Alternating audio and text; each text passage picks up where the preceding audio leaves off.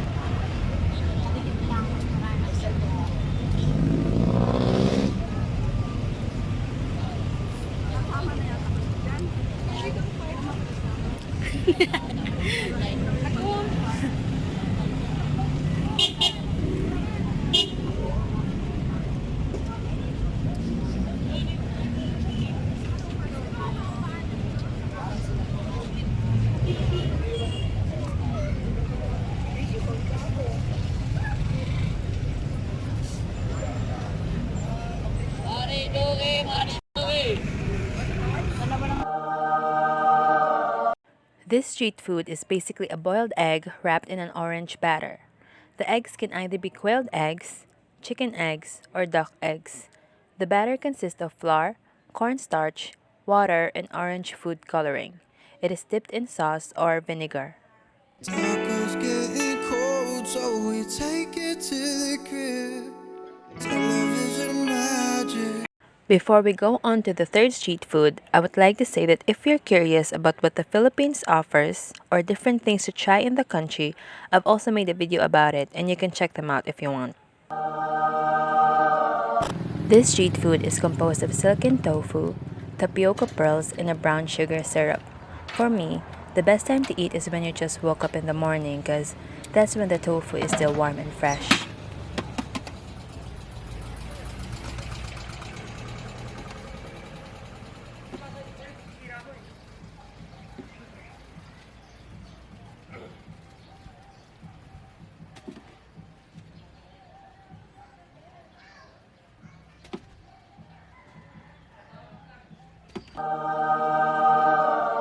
ISKRAMBOL, also known as ISKRAMBOL, is a frozen dessert.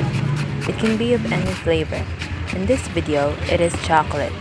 It is composed of ice shavings, chocolate powder, and it is topped with a variety of toppings like powdered milk, pinipig, marshmallow, and sprinkles. Then it is drizzled with condensed milk or chocolate syrup.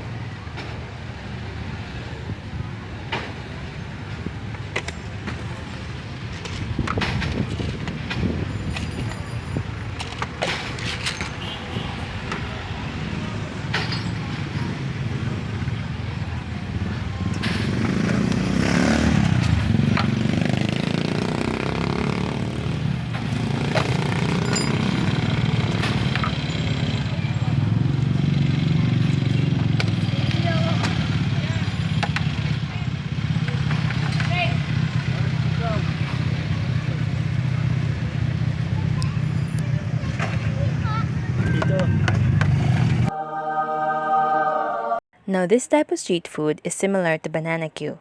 The difference is that this is made of sweet potatoes. Tacos getting cold, so we take it to the crib. Television magic got just where we sit. Bollywood for hours, why they always extra? And when you're on my mind, girl, I think that I should text you. We should go to Thailand, live like royalty, or start a revolution, give away for free. And I never fall asleep, but I fall right into you. You're like Sunday morning wake-ups, you're like Saturday cartoons, but it's only for the hour, 'cause it never ever fails. You're the greatest flaw, 'cause you do it for yourself. Baby, you're a power that I'll never understand, chasing all your mysteries like a Scooby-Dooby van.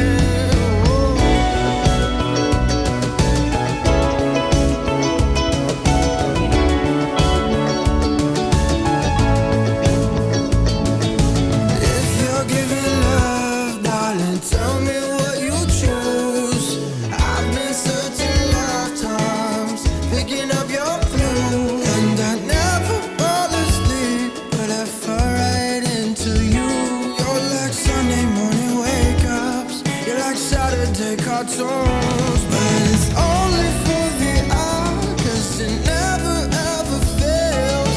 You're the greatest flaw, 'cause you do it for yourself.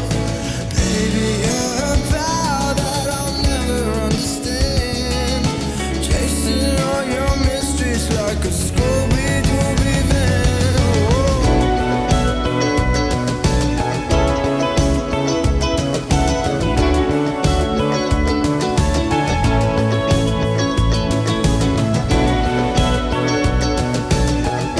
And before we go on to the last street food, I would like to say that please subscribe to this channel and like this video if you want more videos like this.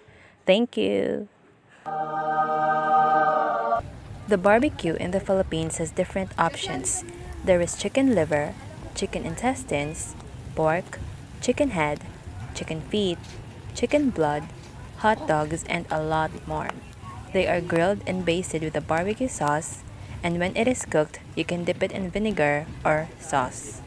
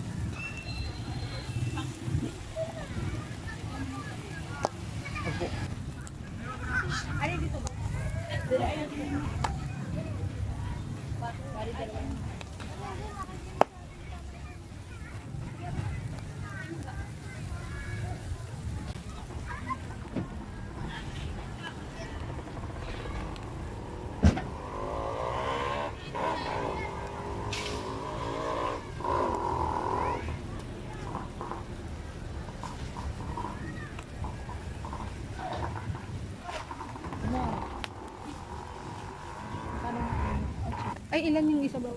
Apat. Tara, isa rin mo. Isa bawo. Ay, isa bawo. Ito pa, oh.